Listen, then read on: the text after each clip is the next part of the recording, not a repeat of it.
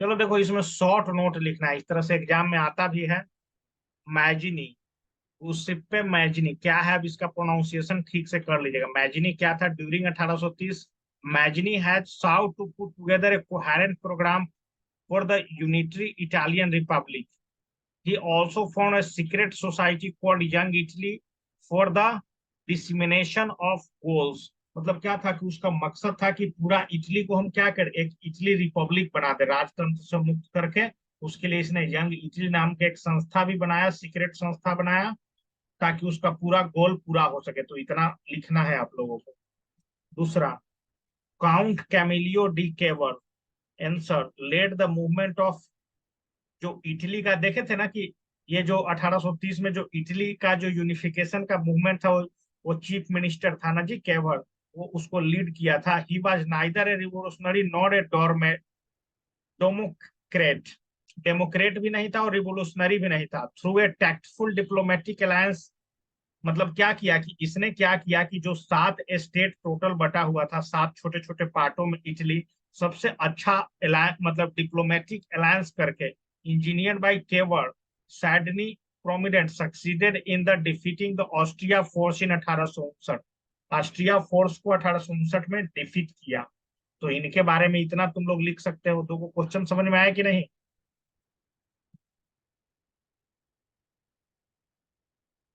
इसको भेजेंगे और कल लिख के लाना है अपने अपना कॉपी को।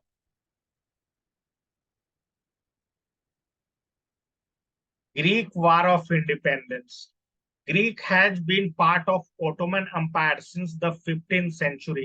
ग्रीक ओटोमन एम्पायर उसको कैप्चर किए हुए था 15 सेंचुरी से ही। The growth of revolutionary nationalism in Europe spark the struggle for independence among the Greek which begins in 1821।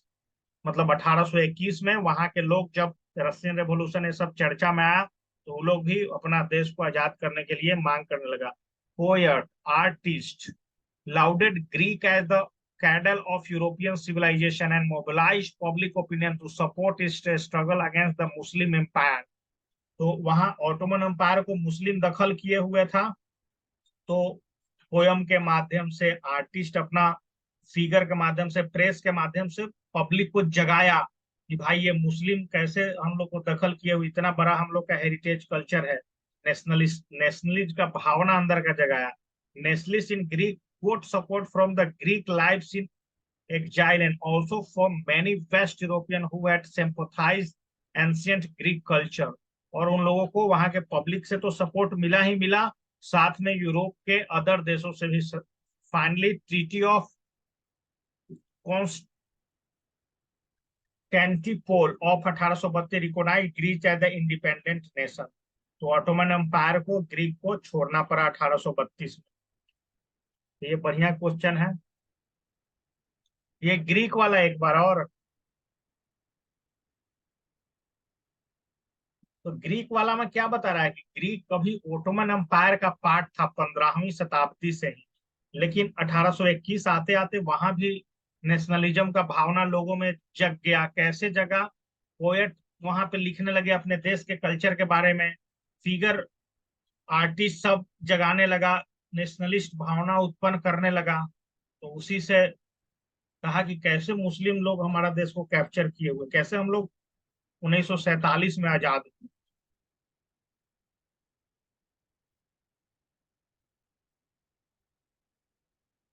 उसी तरह से शिवम का नेटवर्क स्ट्रेंथ गड़बड़ा रहा है कभी। Frankfurt parliament, Frankfurt parliament.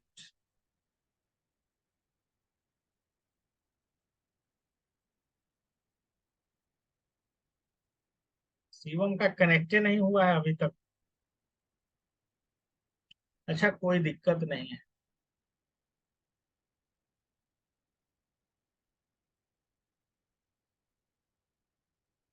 It was all German National Assembly formed by middle class professional businessmen and the proposer Austrian belonging to the different German regions। It was convened on 1848। It was disbanded on इतना as it lost support। मतलब Frankfurt parliament क्या था, ये German में बना था, जब वहां के middle class professional businessman artist सब मिलके एक ग्रुप बनाया था, समझ गए ना। इसको 18 मई 1948 में इसका मतलब हुआ स्थापना ही, 31 मई 1949 को, एक साल के अंदर ही खत्म हो गया। इसको सपोर्ट नहीं मिला पब्लिक से। Role of women in nationalist struggle, next question बहुत इंपॉर्टेंट। तो देखिए, वुमेन का क्या योगदान था, तो women of the liberal middle classes combined their demands for the constitutionalism with national unification. तो वुमेन भी जो मिडिल क्लास की थी, उन लोगों का भी मान था कि कॉन्स्टिट्यूशन देश का होना चाहिए और पूरा देश एकजुट होना चाहिए, यूनिफिकेशन होना चाहिए, एक लैंग्वेज चलना चाहिए, एक झंडा होना चाहिए, ये सब। दे टूक advantage of the growing popular unrest, push their demand for the creation of nation state on the parliamentary principle। एक कॉन्स्टिट्यूशन होना चाहिए, फ्रीडम ऑफ प्रेस होना चाहिए, फ्रीडम ऑफ एसोसिएशन होना चाहिए। वुमेन लोगों का भी ये सब मांग था।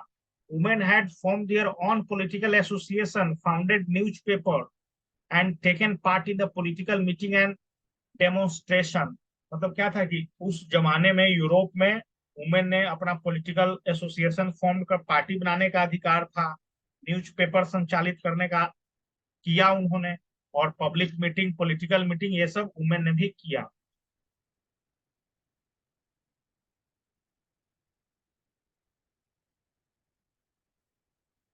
नेक्स्ट क्वेश्चन देखिए क्या बोल रहा है। What step did the French revolutionary take to create a sense of collective identity among the French people? French के लोगों ने वैसा क्या स्टेप लिया ताकि लोगों में फीलिंग आने लगे कि हम फ्रेंच हैं। तो देखिए क्या किया, the idea of fatherland and the citizen, emphasis on the notion of united community enjoying equal right under a constitution। तो सबसे पहले तो उन्होंने अपने देश को क्या बना दिया, फादरलैंड, और अपने आप को सिटीजन, उसके लिए कुछ राइट्स होना चाहिए। ए न्यू फ्रेंच फ्लैग का उन्होंने गठन किया, ट्राई कलर का, was chosen to reflect the former royal standard flag को लोगों ने खत्म किया। तो देख रहे हो ना, सबसे पहले क्या हुआ कि उसको फादरलैंड, वहां के जमीन को मानने लगा, अपने आप को वहां का सिटीजन, फ्लैग अपना मान लिया, ट्राई कलर वहां का सब लोग। New hymns were composed, oath taken. New hymns का मतलब क्या था कि पोएट्री का मतलब यही है कि कैसे जनगण मन हम लोग का, उस तरह का वहां पे गठन किया गया। ओथ टेकन मतलब होने लगा, ये सब होने लगा, तो नेशन टाइप का फीलिंग आने लगा। A centralise administration system are put in place and it formulates uniform law of all citizen with. एक सेंट्रलाइज एडमिनिस्ट्रेशन बनाया गया, जैसे भारत में लोकसभा है, बिहार में विधानसभा है, वहीं से नियम कानून पूरे देश के लिए बनेगा, ऐसा होने लगा। Internal custom duties and dues were abolished, जो लोगों पे टैक्स वैक्स था वो सब एबॉलिश कर दिया। Uniform system of weight and measure को अडॉप्ट किया गया। Regional dialects were discouraged and French, as which was spoken and written in Paris, become the common language of the nation। पूरा other other जो language वहां चल रहा था सबको हटा के सबको फ्रेंच पढ़ाया जाने लगा। The revolutionary further declare that it was the mission and the destiny of the French nation to liberal the peoples of Europe from despotism, in the other word to help the other people to Europe to become nations। और उन लोगों का जो French revolution, जो French का आदमी था, उन लोगों का ये भी मानना था कि जो अदर कंट्री हमारे अगल बगल है, उन लोगों को भी क्या करना है, मुक्ति दिलाना है वहां के शासन से। तो ये समझ में आया ना कि कैसे भावना उत्पन्न हुआ, कलेक्टिव आइडेंटिटी, कैसे वो लोग समझने लगे कि ये भी फ्रेंच, ये भी फ्रेंच, ये सब हमारा भाई है। कैसे सब देश को फादरलैंड, अपने आप को सिटीजन, सब वहां का फ्लैग को सम्मान करने लगा, समझ गए ना। सेंट्रलाइज एडमिनिस्ट्रेशन सिस्टम बना, कस्टम ड्यूटी हटाया गया, एक लैंग्वेज पूरे देश में बोला जाने लगा।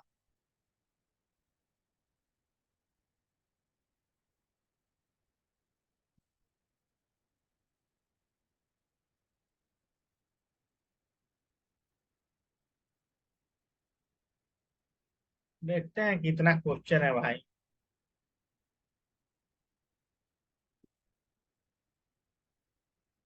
5 क्वेश्चन ही है। ये बाल्कन्स वाला आया था ऑटोमन एम्पायर में। Why did the nationalist tension emerge in Balkan?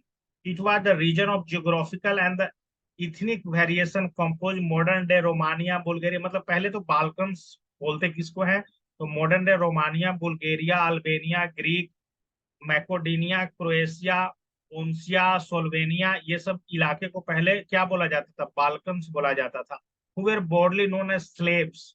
यहाँ के लोगों को क्या था, बंधुआ मजदूर बना के स्लेव्स के रूप में काम करवाया जाता था। A large part was under the control of Ottoman empire. और ये स्लेव सिस्टम कहाँ है, मुस्लिम शासक ओटोमन एम्पायर का देन था। Gradually independence was declare from them. और उन लोगों से ये लोग क्या था, इंडिपेंडेंस मांग रहा था। The spread of idea of romantic nationalism in Balkans together the disintegration of Ottoman empire made this region very explosive. मतलब क्या था कि वो लोग ये सब स्लेव वाला कल्चर से मुक्त करने के लिए उन लोगों में नेशनलिस्ट भावना जाग गया, अपने देश से रोमान कैसे ग्रीक अलग हुआ, उसी तरह से सब कह रहा था कि ओटोमन एम्पायर एकदम एक्सप्लोसिव होकर फट गया, सब अलग अलग देश आज के डेट में हो गया ना। ये सब देशे है अलग अलग, सब अलग अलग हो गया। सोचिए कभी ओटोमन एम्पायर का एक डंका बजा करता था इतना।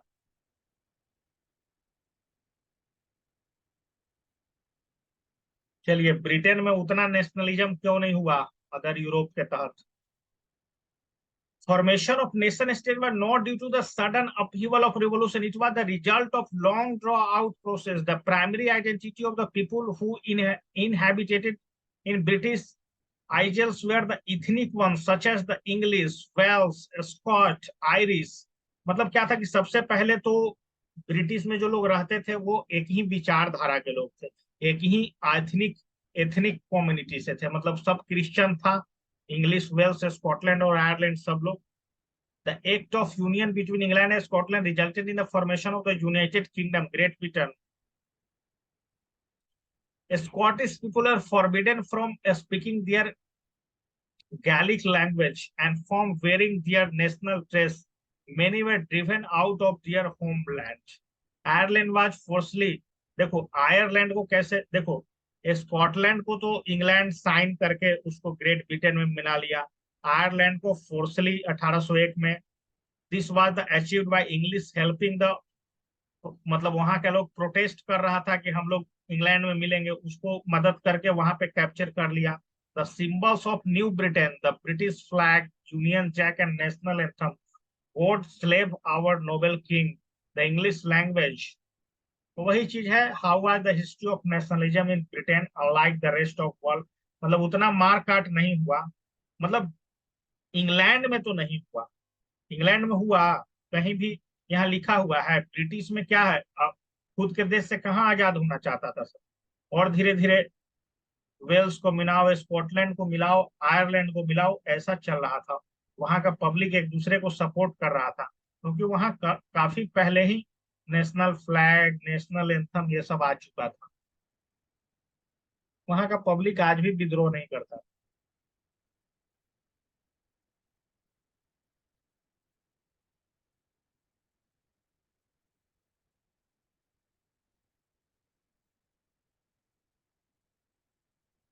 ये सब इंपॉर्टेंट क्वेश्चन है भाई। What changes did Napoleon introduce to make the administration system more efficient? तो 1804 में नेपोलियन क्या लेके आया, सिविल कोड 1804 फ्रेंच में, usually known as Napoleon code, did away with all the privilege based on birth. मतलब जन्म के आधार पे आपको कुछ सुविधा वहां नहीं मिलेगा। वहां पे इक्वलिटी बिफोर लॉ, सब लोग कानून के सामने बराबर।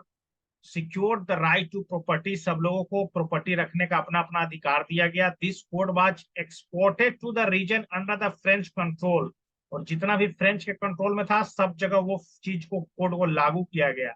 In the Dutch Republic, in Switzerland, in Italy, Germany, Napoleon simplified administration division, abolished the feudal system and free peasants from the Surf, मतलब जो पीजेंट सब किसान सब खेती कर उसको टैक्स वैक्स वो क्या कर दिया गया, एकदम खत्म कर दिया गया। In the towns of too guild restriction were removed, transport communication system was improved. ये सब हम लोग एनसीईआरटी में पढ़े थे कि नेपोलियन क्या क्या क्या ट्रांसपोर्ट में सुधार किया, कम्युनिकेशन सिस्टम में।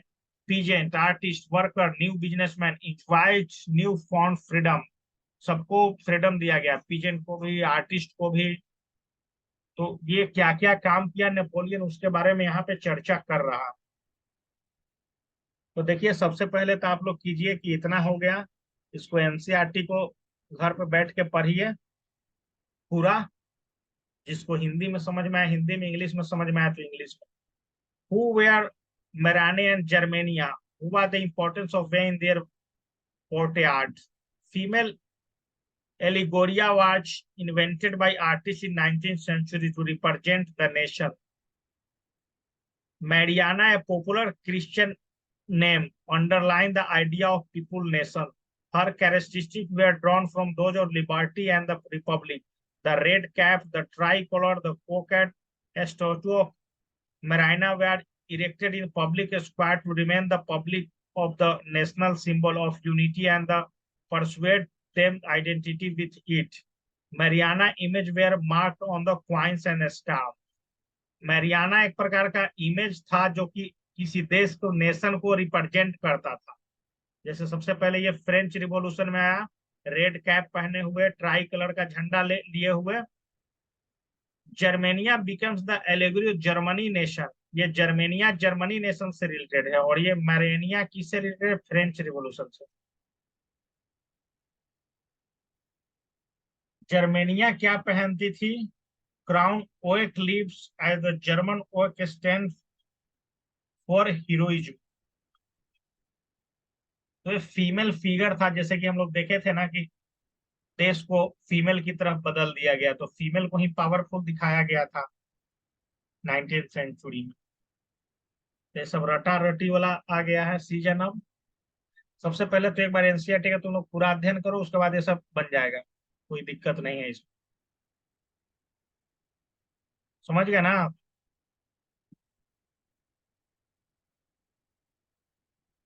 Through a focus on two century explain how nation develop over the 19th century. Focus country Germany और इटली के बारे में बताया गया है कि जर्मनी कैसे, मतलब वह जर्मनी बना।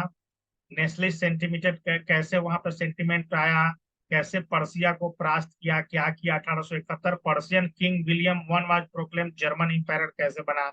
Importance was given to the modernise currency, banking, legal, judicial system में सुधार किया गया। तो ये मॉडर्न जर्मनी है कैसे बना, इसके बारे में लिखना है। कल से कंटिन्यू क्लास चलेगा, मैथ मैथ वैथ कल से चलेगा, ठीक है ना? ये चैप्टर हो गया। इसको तुम लोग का यही काम है कि पहले एनसीईआरटी को पढ़ो और ये क्वेश्चन आंसर को कम से कम लिख लिख के बनाओ। इतना क्वेश्चन भी अगर रट जाते हो तो हिंट खाली मिल जाएगा, तो सोशल साइंस में तो एकदम पेज का पेज भर सकता है आदमी। समझ गए ना? और राइटिंग में सुधारिए, राइटिंग सुधार लाइए। ठीक है, तो आज का क्लास यही होता है समाप्त।